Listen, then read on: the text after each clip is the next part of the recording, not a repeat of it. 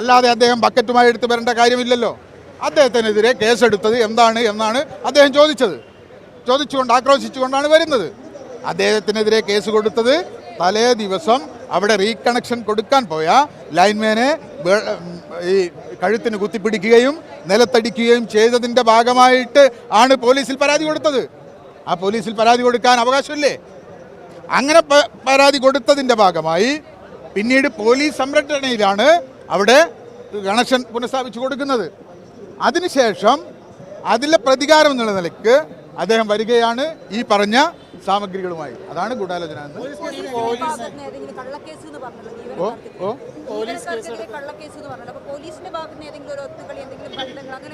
ഞങ്ങൾ സംശയിക്കുന്നില്ല, പക്ഷെ ഞങ്ങൾക്ക് ആശങ്കയുണ്ട്.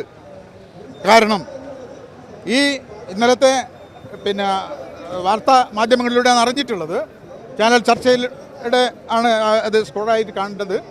ഇങ്ങനെ ഈ പോയ മർദ്ദനത്തിന് വിധേയരായ നമ്മുടെ ലൈൻമാൻ്റെയും സഹായിയുടെയും പേരിൽ ഇവർ കേസ് കൊടുത്തിട്ടുണ്ട് എന്നുള്ളത്. ആ കേസ് വരാൻ ഒരു ചാൻസും ഇല്ല. കാരണം ഇദ്ദേഹത്തിൻ്റെ വീട്ടിലേക്ക് പോകുന്നില്ല. ഇദ്ദേഹത്തിൻ്റെ പോസ്റ്റ് എവിടെയാണോ അവിടെ കയറിയിട്ടാണ് ഡിസ്കണക്ട് ചെയ്യുന്നത്. അവസാനം ചെയ്യുന്ന പണിയാണ് ഞങ്ങളത്. അവസാനമേ ചെയ്യൂ. ഈ പറഞ്ഞ ഫോൺ വിളി, അതുപോലെ തന്നെ നേരിട്ട് പോയി പറയൽ, അതൊക്കെ കഴിഞ്ഞതിന് ശേഷമാണ് പോസ്റ്റലിൽ കയറി കട്ട് ചെയ്തത്. അപ്പം അവരായിട്ട് സംസാരിക്കേണ്ട വിഷയം അവിടെ വരുന്നില്ല. ഏതാ ഞങ്ങൾ സംശയിക്കുന്നു. കാരണം പോലീസ് സ്റ്റേഷൻ്റെ അടുത്താണ് ഈ വീട്. പല കേസുകളിൽ ഇദ്ദേഹം ഇന്നത്തെ പത്രത്തിലൂടെയൊക്കെ അറിയാൻ വേണ്ടി കഴിഞ്ഞത് പല കേസുകളിൽ ഇദ്ദേഹം ഊരിപ്പോയിട്ടുണ്ട്. ഇദ്ദേഹത്തെ അങ്ങനത്തെ ഒരു പശ്ചാത്തലം ഉണ്ടെന്ന്. ഇപ്പം അദ്ദേഹത്തിൻ്റെ മാതാപിതാക്കൾ എന്താ പറയുക, വല്ലാണ്ട് പരിതപിക്കുന്നുണ്ട്, അല്ലെങ്കിൽ പ്രയാസം. അത് ഈ മകനാണ് കാരണക്കാരൻ. പോലീസും ഈ വീട്ടുകാരും തമ്മിൽ ബന്ധമുണ്ടെന്നാണ് നിങ്ങൾ പറയുന്നത്. ഞങ്ങൾ സംശയിക്കുന്നു. എങ്ങനെ ഇത് തന്നെ അയൽപക്ക സൗഹൃദം മാത്രമല്ല, ഈ ഡിസ്കണക്ഷൻ ചെയ്യാൻ ഈ അക്രമം നടക്കുമ്പോൾ പോലീസ് സ്റ്റേഷനിലേക്ക് വിളിച്ചപ്പോൾ തൊട്ടടുത്തുള്ള സ്ഥലമായിട്ടും അവരെത്താൻ വൈകി.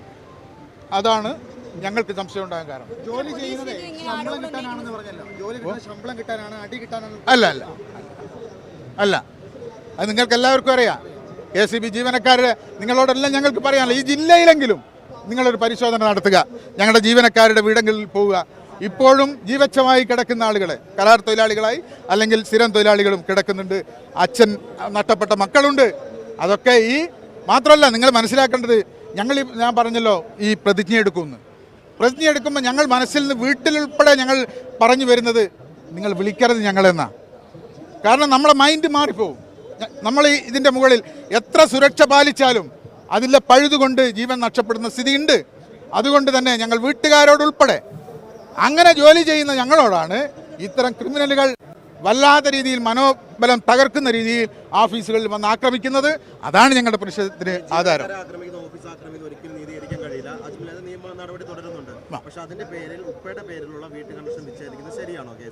അത് എന്ന് പറഞ്ഞാൽ ഇത്തരം ക്രിമിനലുകളായ ആളുകൾ, ഇപ്പം ഞങ്ങൾ തന്നെ ഈ വാർത്ത പ്രചരിച്ചപ്പോൾ സാധാരണഗതിയിൽ ഇത്തരം സംഭവങ്ങൾ ഉണ്ടായാൽ അവിടെ തന്നെ തീരുകയാണ് എന്ന് പറഞ്ഞാൽ വേറെ രീതിയിലല്ല, തെറ്റ് ബോധ്യപ്പെട്ട് നമ്മുടെ നാട്ടിലെ നിയമത്തിനനുസരിച്ച്. പക്ഷെ ഇവിടെ ഈ കയ്യേറ്റവും മാത്രമല്ല, ഇദ്ദേഹം വെല്ലുവിളിച്ച എന്താ, ഒരാളെയും വെറുതെ വിടില്ല, ജീവൻ ഉൾപ്പെടെ ഭീഷണി. അത്തരമൊരു പ്രകോപനം സൃഷ്ടിച്ച ആളുകൾ ഇവിടെ ആ വീട്ടിൽ ഉൾപ്പെടെ കഴിയുമ്പോൾ, അത്തരമൊരു പ്രൊവിൻസസിലേക്ക് എന്തെങ്കിലും കാരണവശാൽ പോകുമ്പോൾ ഒരു സന്ദേശം നൽകാനുണ്ട് എന്നുള്ള നിലയ്ക്കായിരിക്കാം ബോർഡ് മാനേജ്മെൻറ്റ് ഇത്തരത്തിലുള്ളൊരു പ്രവൃത്തി നടത്തിയത് എന്നുള്ളതാണ് ഞങ്ങൾ മനസ്സിലാക്കുന്നത്.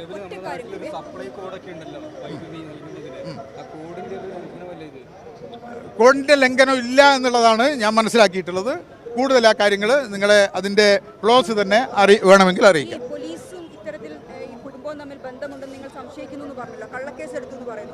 ആ കേസെടുത്തതാണെങ്കിൽ തീർച്ചയായും ഞങ്ങളുടെ ബന്ധപ്പെട്ട ഇപ്പോൾ തന്നെ ഞങ്ങളുടെ മാനേജ്മെൻറ്റ് അധികാരികൾ കൃത്യമായി പോലീസിനോടും ഒക്കെ തന്നെ ആ കാര്യങ്ങൾ സൂചിപ്പിച്ചിട്ടുണ്ട്. ഈ സംസ്ഥാനത്തും നമ്മുടെ ജീവനക്കാർക്ക് ഭയലേശമില്ലാതെ ജോലി ചെയ്യാനുള്ള സാഹചര്യം പോലീസ് ഒരുക്കണമെന്നുള്ള അഭ്യർത്ഥനയാണ് ഞങ്ങൾ. കള്ളക്കേസാണ് എന്നുള്ള പരാതി നിങ്ങൾ ആഭ്യന്തര വകുപ്പിന് ഉന്നയിക്കോ? ഞങ്ങൾ ബന്ധപ്പെട്ട അധികാരികൾ, ഞങ്ങളുടെ അധികാരികളോടാണ് ഞങ്ങൾക്ക് കൊടുക്കാൻ കഴിയുക. കാരണം ഞങ്ങൾക്ക് നേരിട്ട് കൊടുക്കാൻ കഴിയില്ല. ഞങ്ങളുടെ അധികാരികളുടെ മുന്നിൽ ഞങ്ങൾ ഈ സംശയം പറയും. ചേട്ടന്റെ പേര്